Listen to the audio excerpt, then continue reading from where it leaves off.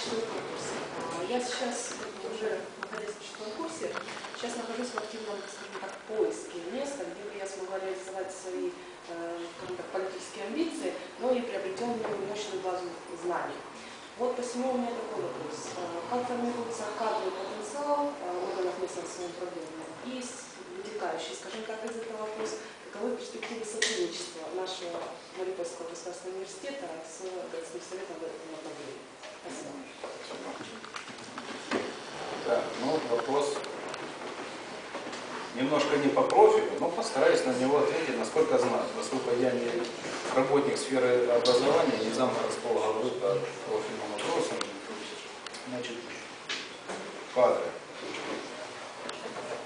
Вы знаете, что в городском совете есть ряд органов и ряд ступенек, через которые могут пройти, допустим, молодые специалисты, либо студенты.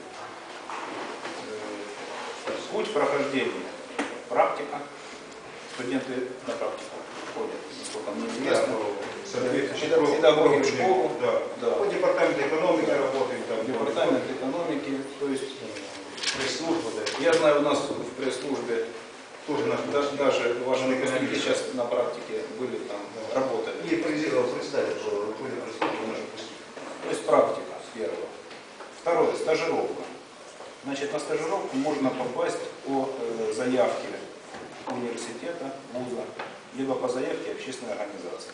Если вы ходите в какую-то общественную организацию, она может направить на имя заместителя городского головы, либо этими вопросами курирует отдел по работе с молодежью, Голубков, есть такой Сергей Петрович,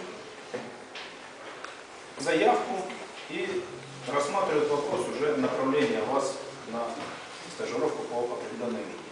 Сейчас есть интересные стажировки, чтобы сразу ребята не возносились к небесам, стажировки в комитетах самоорганизации населения. Очень интересные стажировки, очень интересная практика.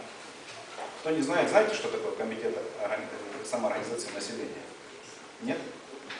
Вот у вас во дворах, сообщество дворов, есть обычно при ДНД небольшая комната, там сидят 2 или 3 бабушки. Очень активные бабушки. Они переживают за проблемы подъезда, дома, внутри дворовой территории, чтобы ларьки не стояли, чтобы денег побольше давали на крыше.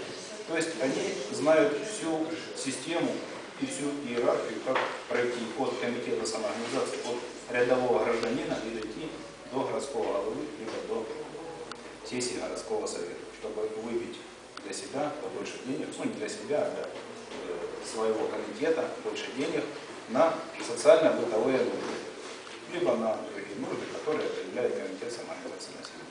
Вот очень интересно поработать в этом комитете. И очень интересно как раз для общения с жителями. Потому что туда приходит масса жителей со своими проблемами, с ними надо пообщаться. Жители приходят по разным проблемам.